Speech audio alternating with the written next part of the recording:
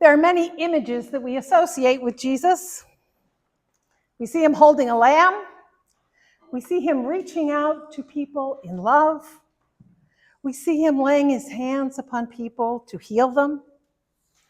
We see him teaching the crowds. There's so many images we see of Jesus, and he's peaceful, and he's giving, and he's welcoming, and he's forgiving and grace-filled. We want to remember the context for these images. Jesus lived in a very turbulent time. Many people were being taken advantage of and being abused at the hands of those who would dominate and oppress.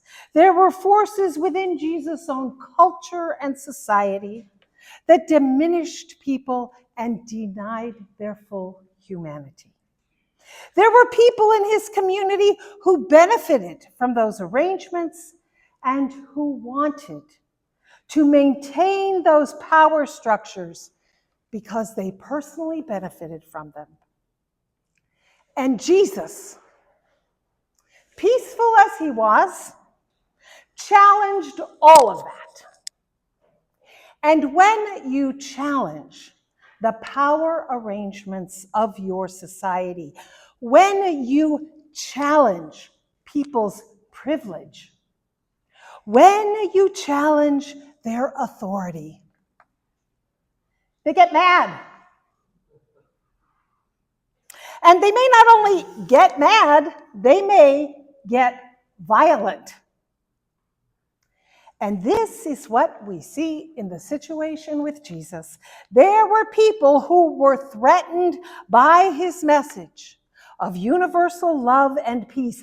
There were people who wanted to eradicate him and his movement, and so they turned to violence.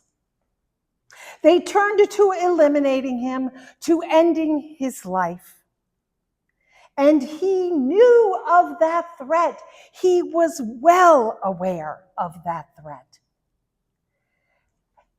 And perhaps the most important message of peace that Jesus gives to us is that he responded to that threat, the threat upon his life, with non-violence. He accepted the crucifixion rather than betray his commitment to love by fighting back with violence. He chose to lay down his life, to give up his life, to endure the agony of the cross so there would be no mistaking his commitment to anti-violence and to universal love for everyone. He loved even those responsible for his crucifixion, for his death. And because of that love, he would not harm them or do violence to them. Jesus embodied the love of God for all people. So he could not resort to violence, to harming another person, to taking up arms even against those who wanted to do him in. He stood for the way of God. So we must remember, as people who follow Jesus, that our standard is always to be a standard of anti-violence, of non-violence, of active resistance to violence. It is not easy in our world today. We won't always be able to live up to the witness Jesus gives us, to his legacy of peace. But we must always hold on to that vision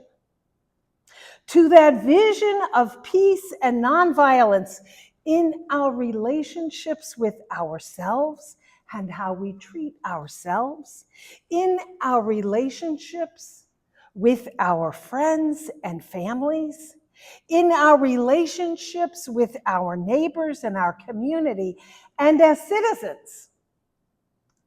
We must keep this in mind as we consider our relationship as a nation with other nations and peoples. And we must also keep the peace and nonviolence of Jesus in mind as we consider our care for this planet and our response to the human-induced violence and trauma inflicted upon the earth. Jesus leaves us with the vision of the power of peace. It is as close as our next breath. Amen.